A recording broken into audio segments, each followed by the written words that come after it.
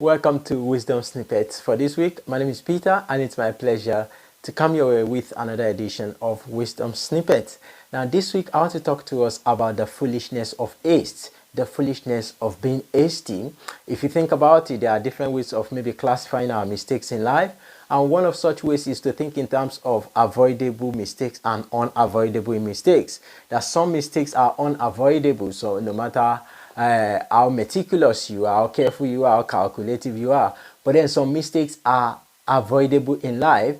And one of the ways to ensure that you don't make avoidable mistakes in life, that you minimize mistakes in your life as much as possible, is to learn to act with patience, is to learn to deal and conduct your affairs with patience. That patience is an ally of right decisions, while oftentimes impatience is an ally of errors. So more mistakes are made with impatience than with patience.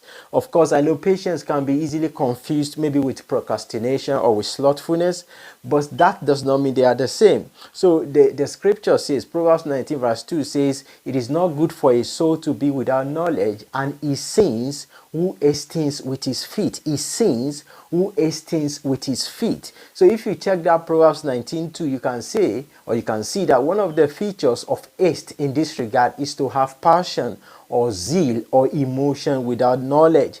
Having passion or zeal or emotion without knowledge. So people talk a lot about zeal, about passion, but passion in itself without knowledge can lead to frustration. Passion in itself without the right information, without the right knowledge, passion not properly channeled, can lead to destruction actually. So it is not enough to have passion, it is much more important to have knowledge with that passion. So this account is saying to avoid what I call the sin of haste, make sure your passion is with knowledge, or make sure you act with patience. He said he sins who hastens with his feet. So in other words, if you want to avoid many of these mistakes that are easily avoidable in life, learn to act with patience. Learn not just to rush into things. Learn to assess things. Learn to make decisions based not just on emotions but on facts, or on inside knowledge, inside information, the conviction of your heart.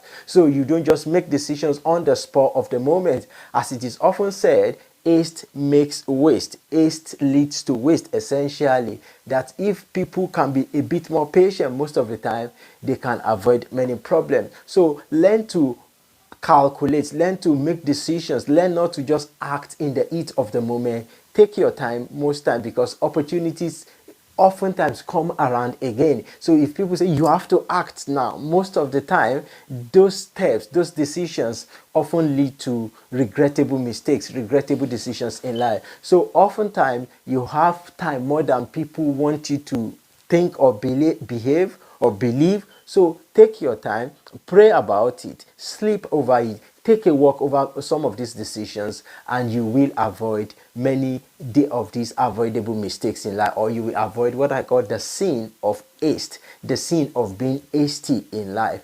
Again, don't forget that oftentimes haste is associated with zeal without knowledge. So seek relevant knowledge, relevant information for any area of life that you do not have enough information or enough knowledge.